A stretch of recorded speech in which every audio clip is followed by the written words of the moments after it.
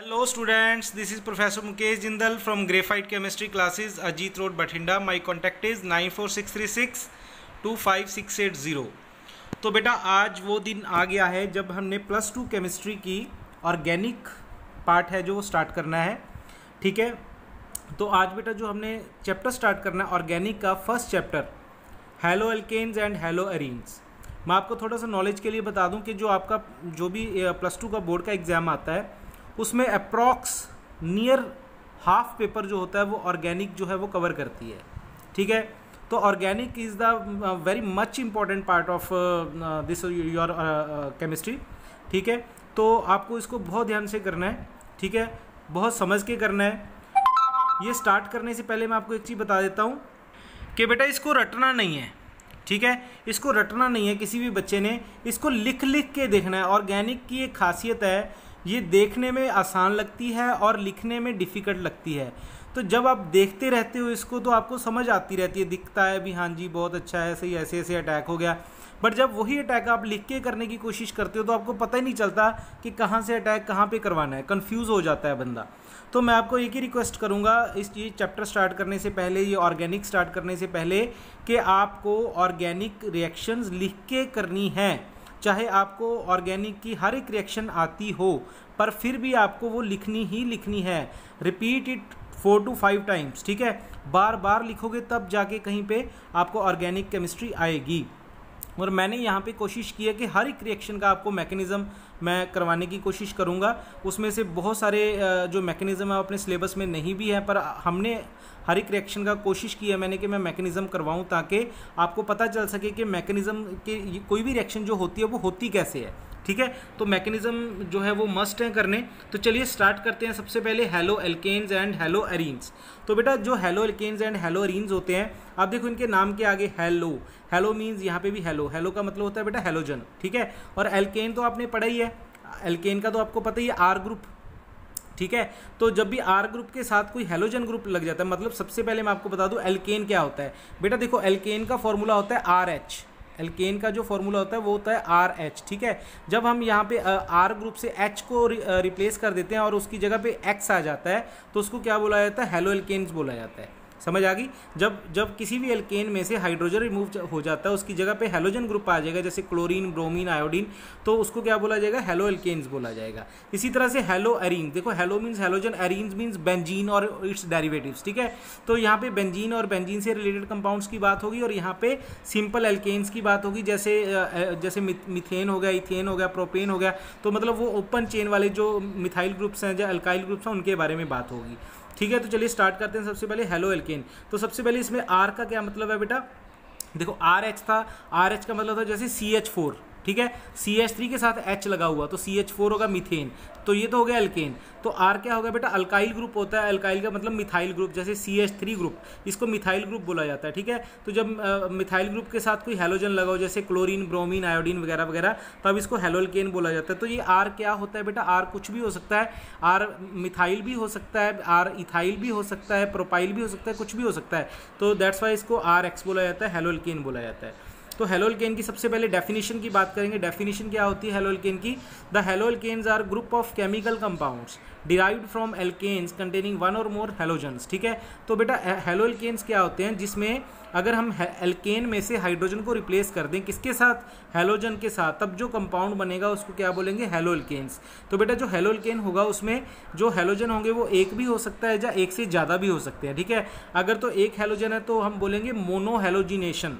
ठीक है, और अगर एक से ज़्यादा है तो पॉली हैलोजिनेशंस। ठीक है, जैसे दो आगे तो डाई हैलोजिनेशन, 3 हैलोजन लगे try halogenation and poly halogenation and so on. ठीक है, तो जनरली जो हम कंपाउंड्स को डील करेंगे यहाँ पे वो सिंगल हैलोजन से रिलेटेड कंपाउंड्स होंगे जो हम इसमें डील करने वाले हैं इस चैप्टर में, तो इसको अपने ध्यान से करना है। उसके बाद हाइब्रिडाइजेशन।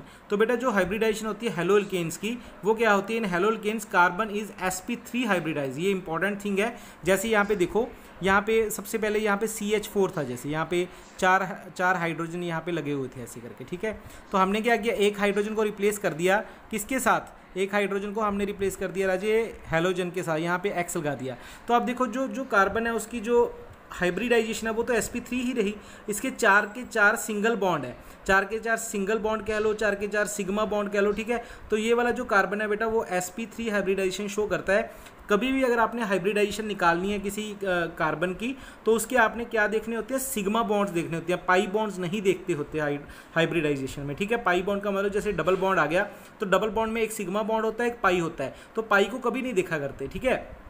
तो इसलिए इसके चारों के चारों सिंगल बॉन्ड है या सिग्मा बॉन्ड्स है, तो इसकी हाइब्रिडाइजेशन क्या होगी, sp3, क्योंकि इसके 4 ऑर्बिटल्स है वो बॉन्डिंग में टेक पार्ट कर रहे हैं कार्बन के, एक तो s का कर रहा है और 3 p के कर रहे हैं, ठीक है। तो दैट्स वाई इसकी जो हाइब्रिडाइजेशन है वो क्या है, sp3 हाइब्रिडाइजेशन है, ठीक है बेटा। एक बात ये होगी। उसके बाद बेटा आती है क्लासिफिकेशन ऑफ हेलोल्केन्स, ठीक है। हेलोल्केन्स जो होते हैं बेटा उसको कैसे क्लासीफाई किया गया, क्योंकि जो हेलोल्केन्स है वो कोई एक हेलोल्केन तो होता नहीं है जिसकी हमने स्टडी करनी है, there are number of compounds in haloalkanes, ठीक है। तो उनको याद करने के लिए एक प्रॉपर मैनर में तो उनको ना क्लासीफाई किया गया, हेलोल्केन्स को डिवाइड किया गया कि कैसे इनको याद किया जा सकता है। तो इनकी जो हेलोल्केन्स है उनकी जो क्लासिफिकेशन है वो मैं अभी आपको डिस्कस करूंगा। जैसे कि सबसे पहले आ गया प्राइमरी हेलोल्केन्स, ठीक है। सबसे पहले क्या आ गया, प्राइमरी हेलोल्केन्स। प्राइमरी हेलोल्केन्स क्या होते हैं, सबसे पहले देखो बेटा, प्राइमरी हेलोल्केन वो होता है जिसमें जो हेलोजन ग्रुप लगा है, जैसे ये वाला हेलोजन ग्रुप है, ठीक है। ये वाला हेलोजन ग्रुप जो लगा है जिस कार्बन के साथ लगा है बेटे, ये वाला हेलोजन ग्रुप जिस कार्बन के साथ लगा है वो कार्बन डायरेक्टली एक कार्बन से जुड़ा हो। जैसे ये वाला कार्बन है इसके साथ हेलोजन लगा हुआ है, अब ये वाला कार्बन डायरेक्टली देखो एक ही कार्बन से जुड़ा हुआ है यहाँ पे, ठीक है। तो यहाँ पे एक ही कार्बन से जुड़ा है ये वाला कार्बन, तो that's why it is called primary alkyl halide और प्राइमरी हेलोल्केन। अब यहाँ पे मैं आपको एक चीज़ क्लियर कर दूँ, जो बेटा हेलोल्केन होता है वो होता है इनका RX का IUPAC नेम, IUPAC नेम तो होता है हेलो एल्केन्स, और जो इसका कॉमन नेम होता है वो होता है अल्काइल हैलाइड, वो क्या होता है, अल्काइल हैलाइड, ठीक है। तो जैसे कि मैं आपको नेम के बारे में थोड़ा सा बता देता हूँ। जैसे हमारे पास CH3Cl है, जैसे हमारे पास CH3Cl है, अगर आपसे इसका IUPAC नेम पूछा जाए तो इसका नाम होगा हेलो एल्केन। हेलो एल्केन का मतलब, हेलो का मतलब क्लोरो, एल्केन का मतलब मीथेन, ठीक है। ये तो बेटा हो गया इसका IUPAC नेम, मैं यहाँ पे मेंशन कर देता हूँ IUPAC की फुल फॉर्म आपको पता है, international union of pure and applied chemistry, ठीक है। उसके अकॉर्डिंग इसका नाम है क्लोरोमीथेन। और अगर इसका कॉमन नेम पूछा जाए तो वो क्या होता है, एल्काइल हैलाइड। एल्काइल का मतलब हो गया मिथाइल क्लोराइड, एल्काइल हैलाइड मतलब मिथाइल क्लोराइड। ये बेटा इसको हो गया कॉमन नेम, CN मतलब कॉमन नेम, ठीक है। तो इसी को आपको याद रखना है। तो जनरली हम यहाँ पे जो नेम्स करेंगे वो मोस्टली IUPAC नेम्स करते होते हैं। तो प्राइमरी हेलोल्केन क्या होता है, प्राइमरी हेलोल्केन होता है जिसमें जो हेलोजन लगा होता है जिस कार्बन के साथ लगा होगा वो कार्बन डायरेक्टली एक कार्बन के साथ अटैच्ड हो, ठीक है। तो उसको बोला जाता है प्राइमरी हेलोल्केन। अब यहाँ पे कई बार बच्चों की कन्फ्यूजन आती है कि सर यहाँ पे देखिए यहाँ पे C लगा हुआ है, ठीक है, तो यहाँ पे एक CH3 लगा, अगर मैं यहाँ पे CH2CH3 लगा देता, अगर मैं यहाँ पे CH2CH3 लगा देता तो क्या ये सेकेंडरी होता या टर्शरी होता या प्राइमरी होता, तो बेटा ये तब भी प्राइमरी ही रहता। क्यों, क्योंकि देखो अगर मैं CH2CH3 लगाता तो इस कार्बन के साथ तो एक ही कार्बन अटैच हो रहा था ना, CH2 वाला, जो CH3 वाला था अगला वो तो इससे अटैच हो रहा था, उसको थोड़ी ना देखना है हमने, इसके साथ देखना है ये वाला कार्बन डायरेक्टली कितने से अटैच होता है, एक से, ठीक है। तो प्राइमरी हेलोल्केन क्या होता है, जिसमें जो हेलोजन है जिस कार्बन के साथ लगा हुआ है वो कार्बन आगे डायरेक्टली एक कार्बन से अटैच्ड हो, that is known as primary haloalkanes, ठीक है। अब आगे बात सेकेंडरी हेलोल्केन्स की। सेकेंडरी हेलोल्केन्स क्या होते हैं बेटा, देखो जो हेलोजन्स है वो जिस कार्बन के साथ लगा हुआ है, जो हेलोजन है वो जिस कार्बन के साथ लगा हुआ है वो वाला कार्बन डायरेक्टली दो कार्बन से अटैच्ड हो, वो वाला कार्बन जो है वो डायरेक्टली दो कार्बन से अटैच्ड हो, this is known as secondary haloalkane. अब देखो ये वाला जो कार्बन है वो डायरेक्टली एक तो इस कार्बन से और एक दूसरा इस कार्बन से अटैच्ड है, तो this is known as secondary haloalkane.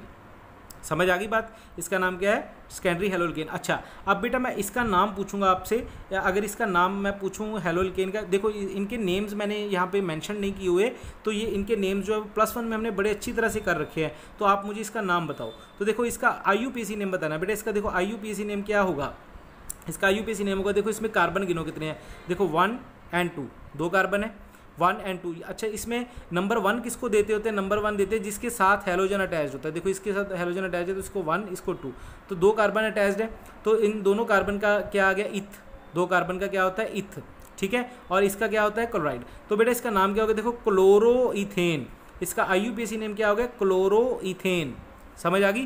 Carbon देखने होते हैं। कई बच्चे सोचते हैं कि सर Cl में भी कार्बन है। बेटा Cl में कार्बन नहीं होता, Cl का फॉर्मूला Cl है, ये इकट्ठा है Cl। कई बच्चे इसमें भी कंफ्यूज हो जाते हैं, तो वो कहते हैं 1 2 3 सर इसमें तो 3 कार्बन है, ये गलत है, इसमें 2 कार्बन है, देखो एक 1 और एक 2, ठीक है। तो इसका नाम हो गया बेटा क्लोरोइथेन, समझ गए। जैसे अब इसका नाम आपसे पूछा जाए, इसका नाम क्या होगा, देखो इसका नाम क्या, नंबरिंग कहाँ से शुरू होगी, चाहे इस साइड से शुरू कर लो चाहे इस साइड से। तो देखो यहाँ से शुरू करते हैं 1 2 3, ठीक है, चाहे इस साइड से शुरू कर लो 1 2 3, एक ही बात है।